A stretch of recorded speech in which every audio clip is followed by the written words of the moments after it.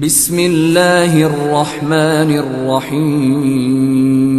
پیارے بچوں، اللہ تعالیٰ کا خوف جس کو مل جائے بڑی سعادت کی بات ہے۔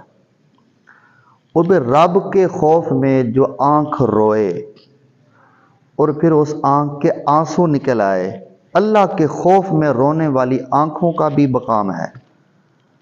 رونے والے خوف خدا سے رونے والوں کا جو مقام ہے، حدیث پاک میں اس کو بیان کیا گیا۔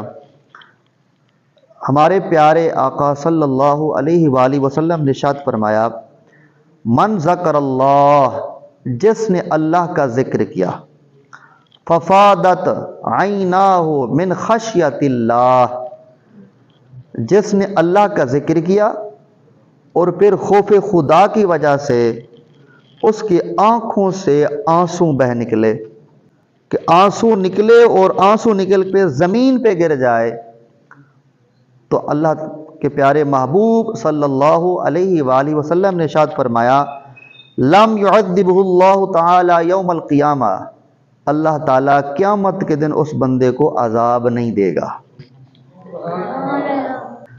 کس کو؟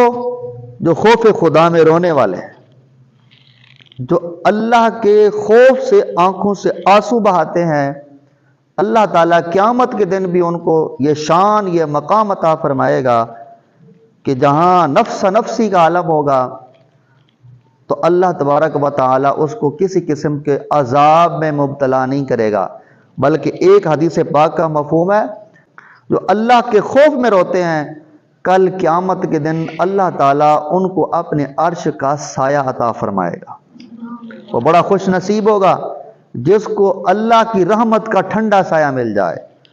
تو اس لیے خوف خدا میں رہنا چاہیے، اللہ کا ڈر رکھنا چاہیے اور خوف خدا میں رونا چاہیے۔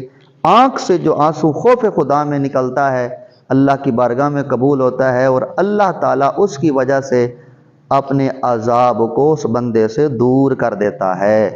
اللہ تعالیٰ صحیح معنی اپنا ہم سب کو خوف عطا فرمائے اور تقوی جیسی دولت سے مالا مال فرمائے۔ یا رسول اللہ